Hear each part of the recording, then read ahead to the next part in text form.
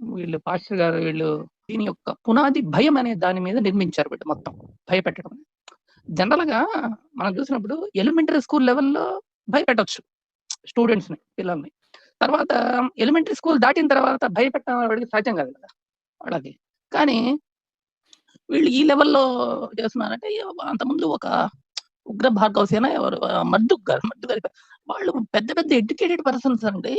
నాకంటే చాలా పెద్ద ఎడ్యుకేషన్ పర్సన్ ఏదైనా వీళ్ళు వీళ్ళకి లోబడిపోయి 10% ఇచ్చేసి నమస్కారం పెట్టుకుంటున్నారు. వీళ్ళు ఏమిటి అర్థం కాలేదు, కన్‌ఫ్యూజన్ అని ఒక క్వెషన్ రైజ్ చేసాడు ఆయన. అంటే అర్థం ఏంటంటే వాళ్ళ భయం అనేదాన్ని వాళ్ళు అట్లా దాన్ని కంటిన్యూ చేసుకుంటూ వస్తున్నారు. అంతకుముందు పాస్టర్ శాంతరాజు గారని కొన్ని వీడియోలు చేసేవాళ్ళు. ఆయన చనిపోయినట్టున్నారు పాపం. ఆయన ఒక పుస్తకం రాసినట్టున్నారు. ఏదంటే 'పట్టుబడ్డ యేసు పరారీలో పాస్టర్లు'. కిరణ్ గారు ఆ బుక్ గురించి ఏమన్నా మీరేమన్నా చూసారా? అంటే దాన్ని ఆయన ప్రచారంలోకి తీసుకొద్దాం డాక్టర్ అనుకున్నారు గారు గానీ చూసినట్టున్నారండి. డాక్టర్ గారు చూసినట్టున్నారా? ఓకే. ఓకే. మంచిగా ఉంటుందండి బుక్ అయితే. బుక్ బానే ఓకే. ఉంటుంది. నా దగ్గర ఉన్నట్టుంది. పోతే ఆయన కొంచెం పాత నిబంధననే ప్రామాణికంగా తీసుకుంటాడాయన. కొత్త నిబంధనని విమర్శిస్తాడు. కానీ మనకు కొత్త ఆహా! నిబంధనతో కూడా చాలా ప్రాబ్లమ్స్ ఉన్నాయండి. ఆయన వర్షన్‌ని నేనైతే ఆ! టోటల్‌గా ఒప్పుకోను. మరి పోతే ఆయన్ని పాత నిబంధనని వక్రీకరించారు అనేదైతే క్లియర్ ఉంది. క్లియర్‌గా ఉంది. కానీ చాలా మంది పాస్టర్లు ఆయన్ని ఎందుకు తీవ్రంగా వ్యతిరేకించారో అర్థం కాలేదు. మరి ఎందుకు?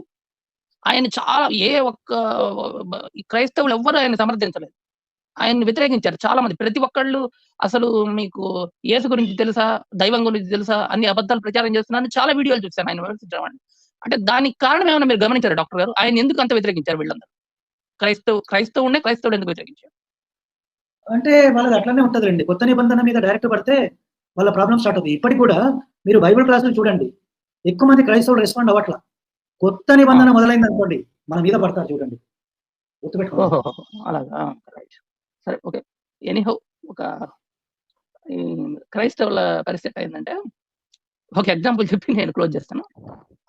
'నెపోలియన్ ఆఫ్ బోనాపార్ట్' గురించి అందరికి తెలుసు. నెపోలియన్ గురించి చాలా మందికి. అయితే నెపోలియన్‌కి ఒక సిస్టర్ ఉంది.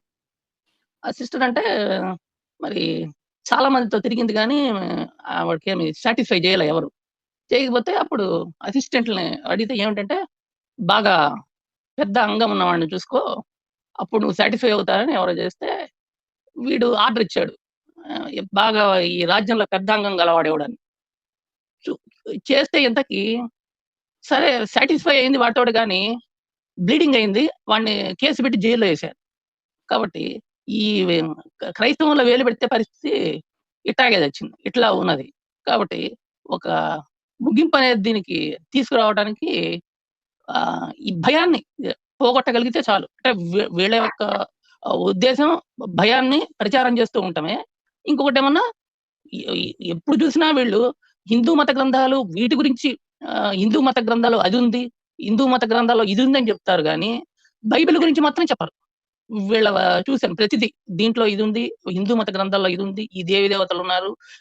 వీళ్ళు వీళ్ళతో బైబిల్‌లో ఈ తప్పుందంటే రామాయణంలో ఈ తప్పుంది. లేకపోతే భారతంలో ఈ తప్పుందని వీళ్ళు కంపారిటివ్‌గా చూపిస్తారు గానీ, అది కరెక్ట్ అని చెప్పరు. అంటే ఇది దీంట్లో వేరే మత గ్రంథాల్లో ఉంటే అది వీళ్ళ దాంట్లో రైట్ అయిపోతుంది.